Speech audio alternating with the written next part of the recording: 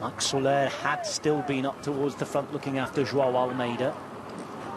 Soler is just halfway in the bunch hanging on, otherwise Almeida is isolated. And this is a brilliant job that's been done by Lidl Trek. Bernal is still there, but it's a much thinned out group as we look here at Damien Howson. Just looking up to the top left, there was a rider from Jacob Alula there. Looks to be Chris Harper, I think. Louis Menck is there, starting in difficulty as well. Frigo on the front here in the blue jersey. He's bringing up the rider from the United States, Ricky Tello. Kuss is still there. There's still some good numbers for Visma Lease bike, isn't there? Kuss, Jorgensen, Tulit, all there. Yes, and Tulit is doing a big ride here because we see him, setting the pace on the front. He's still very much up there, and this sort of terrain, he's in real good shape and putting in a great performance here. And we can see Lidl Trek continuing on, and 41 seconds for Jay Vine, but we're getting into the final 2.2 kilometres to the finish. 2.2 Ks to go. Almost 5 minutes further back down the road. It's Bajoli, who looks like he's towards the end of his effort, the end of Magnus Sheffield's effort, that is. This too going south is Javier Romo. And when will Giulio Ciccone go? It's being stronger. Landa towards the back of the group, just starting to suffer a little as well.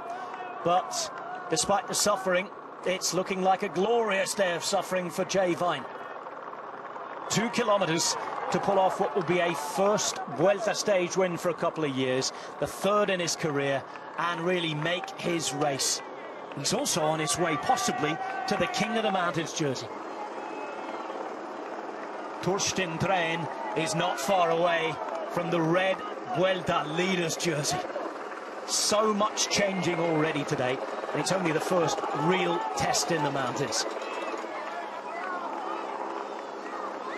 Coming up to 2 Ks to go for Train. Yes, and we can see this road, straight, big road, as Adam was talking about. This is the real killer because you feel you're not going that fast at all, and you feel that you're struggling a lot, but actually, you're doing okay. It's just that the road makes you feel that way, and we can see he's just, digging deep here, and 45 seconds. It was coming down. I was wondering, was Vine going to start getting into difficulty, but I think he's confident. He's just, making the calculation here, just continuing on to ride at that pace. He knows he has enough of an advantage to go all the way to the finish and get his stage win. Chavez still in this group. You can see that Buitrago, the other Colombian rider, is there as well. He rides for Bahrain. It's a look behind there from Vingegaard, and just as he does look, it is Giulio Ciccone to launch the first GC attack of this Vuelta a España.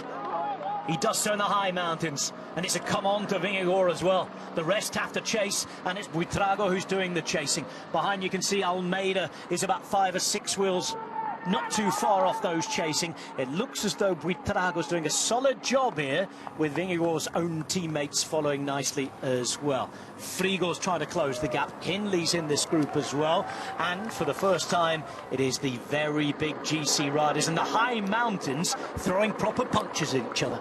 Yes, we can see here Vingegaard takes it up here over Ciccone, and Ciccone did put in a big one there, because you can see the way it just created gaps between all the big favourites here for the general classification fight. Kuss on the radio talking about Almeida. I'm pretty sure he's relaying the message that Almeida's not quite able to close the gap. This is Garcia Piern at the back. Landa, I'm afraid, looks like he's been dropped as well. Perhaps to be expected given his lack of racing since the Giro d'Italia.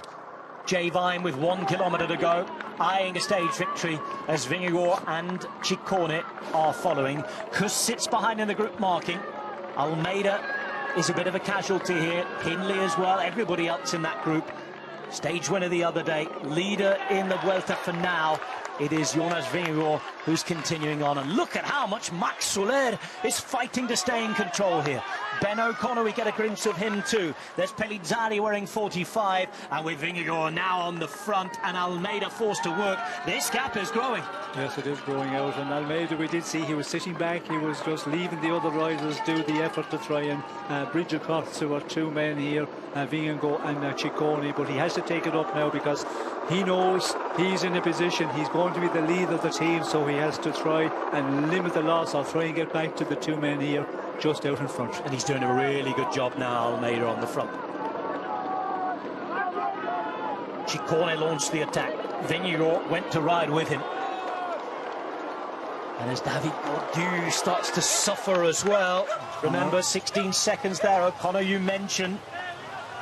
It's still Almeida. It's a tug of war, this. It looked like Almeida was starting to bring it back. But looking at this shot, Vingegaard's pushing on. Again, he's pulling that rope in the direction of these two.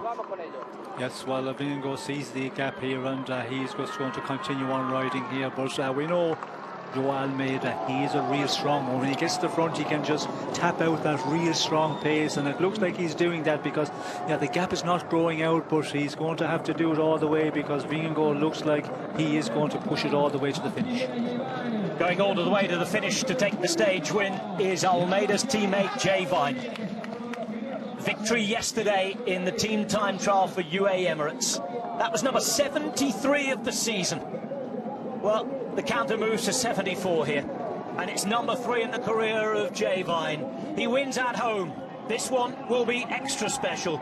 Jay Vine in Andorra, where he lives, victorious again at the Vuelta A Espana, and another Grand Tour stage on his palmarès.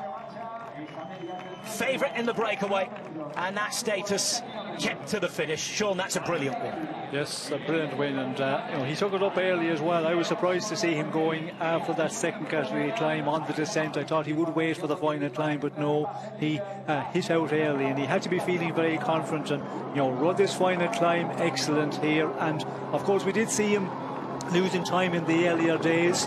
It served well for him because if he was up there close to the general classification, he would be not allowed anything of an advantage that he got.